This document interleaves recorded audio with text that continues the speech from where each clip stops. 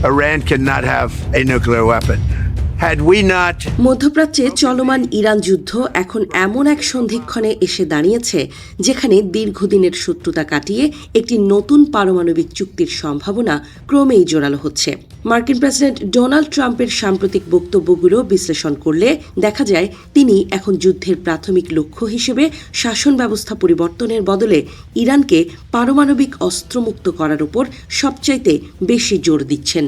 ইরানকে পারমাণবিক বোমা তৈরি থেকে বিরত রাখাই এখন ওয়াশিংটনের প্রধান অগ্রাধিকার বলে ইঙ্গিত দিয়েছেন ট্রাম্প।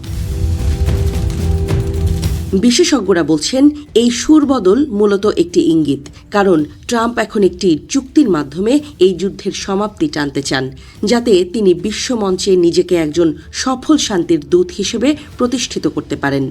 তবে এই জটিল লক্ষ্য অর্জনে ট্রাম্পকে হয়তো এমন এক শক্তির সাহায্য নিতে হবে যাকে তিনি সচরাচর প্রতিপক্ষ মনে করেন, আর সেই শক্তিটি হল চীন।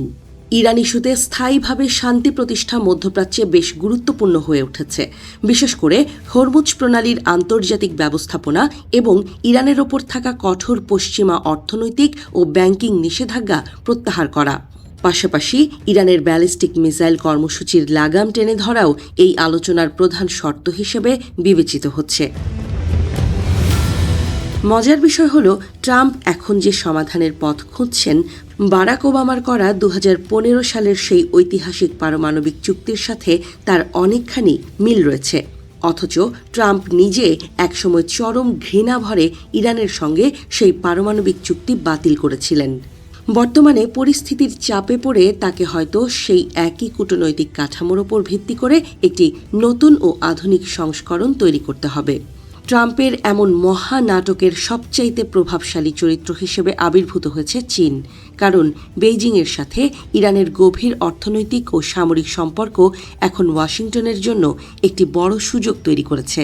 চীন নিজেও চায় না যে ইরান একটি পারমাণবিক শক্তিধর রাষ্ট্রে পরিণত হয়ে মধ্যপ্রাচ্যকে চরম অস্থিতিশীল করে তুলুক। বিষয়টি চীনের জ্বালানি সরবরাহকে ঝুঁকির মুখে ফেলবে। ধারণা করা হচ্ছে ট্রাম্প ও শি জিনপিংয়ের আসন্ন মে মাসের বৈঠকে একটি প্রস্তাব উত্থাপিত হতে পারে। সেই বৈঠকে চীন ইরানের ইউরেনিয়াম মজুতের তদারকি এবং তাদের বেসামরিক পারমাণবিক বিদ্যুৎ কেন্দ্রগুলো পরিচালনার দায়িত্ব নেবে। ইরানও এই একই চুক্তিতে রাজি হতে পারে যদি তারা দেখে যে চীনের গ্যারান্টিতে তাদের উপর থেকে নিষেধাজ্ঞা উঠে যাচ্ছে। বিশেষজ্ঞদের মতে মধ্যপ্রাচ্যের এই বিশাল সংকটের সমাধান এখন আর আমেরিকার হাতে নেই, এটি এখন বেইজিং ও ওয়াশিংটনের যৌথ সদিচ্ছার উপর নির্ভর করছে। বিশ্ব রাজনীতিতে বিষয়টি এখন এক নতুন মেরুকরণের সংকেত দিচ্ছে।